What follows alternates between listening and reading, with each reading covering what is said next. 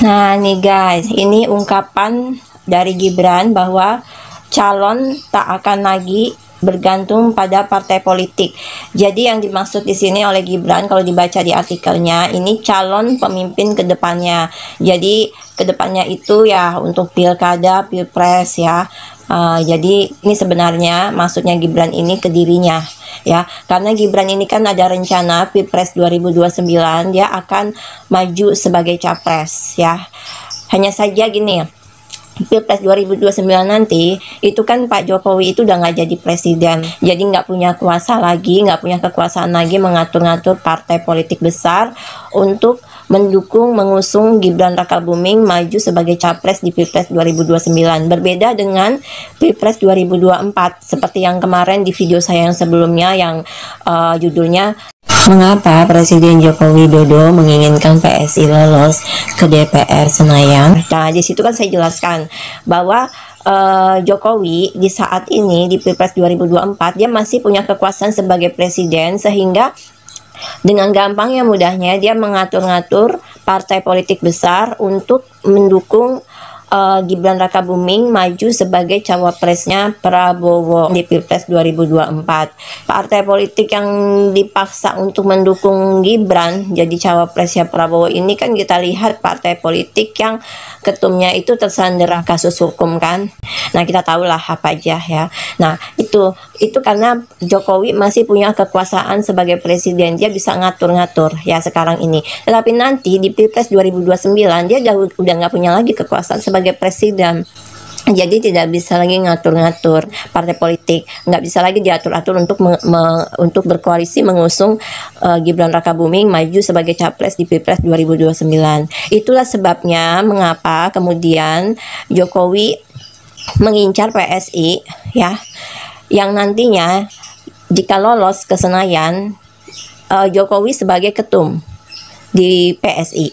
Nah, dengan pengalamannya sebagai presiden selama 2 periode, Jokowi itu yakin bisa membesarkan PSI dan PSI menjadi partai politik yang berpengaruh besar di Indonesia ini dalam waktu 5 tahun ya, dari 2024 sampai 2029. Sehingga di Pilpres 2029 nanti PSI bisa menjadi partai politik utama yang mengusung Gibran Rakabuming maju sebagai capres di Pilpres 2029. Itu rencana tadinya. Makanya disusunlah ya, kemudian direncanakan Prabowo Gibran harus menang di Pilpres 2024, PSI harus masuk Senayan di Pileg 2024 ya kan. Nah, itulah makanya kenapa sampai jor-joran kampanye dan biaya kampanye PSI kemarin kita dengar katanya 24 miliar ya kalau nggak salah kan ya.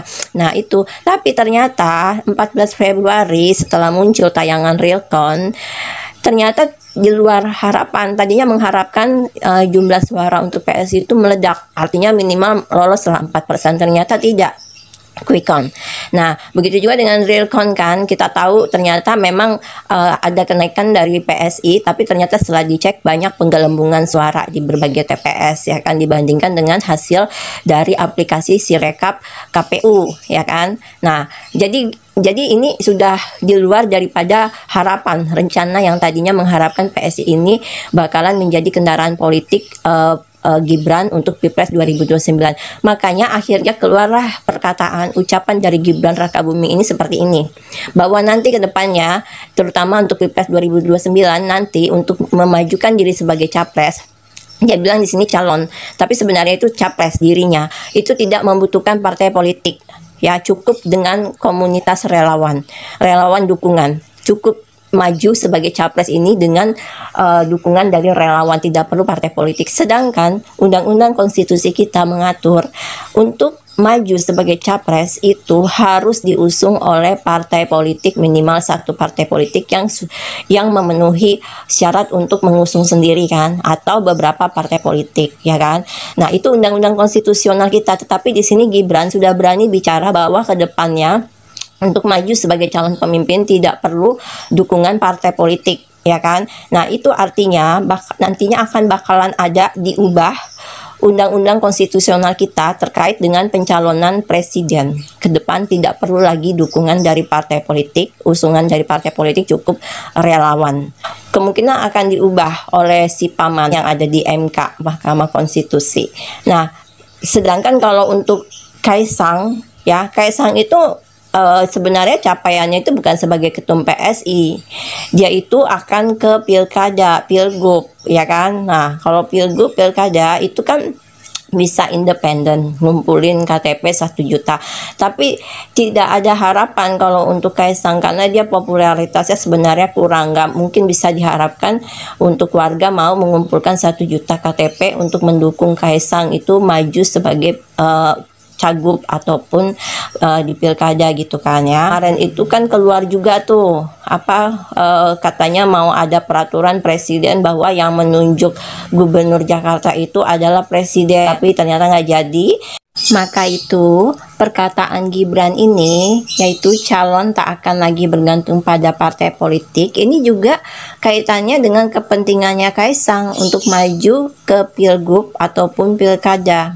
Jadi nanti Kaisang pun akan maju ke pilgub, tidak perlu dukungan partai politik dan tidak perlu mengumpulkan KTP sampai 1 juta, cukup dukungan dari relawan-relawan.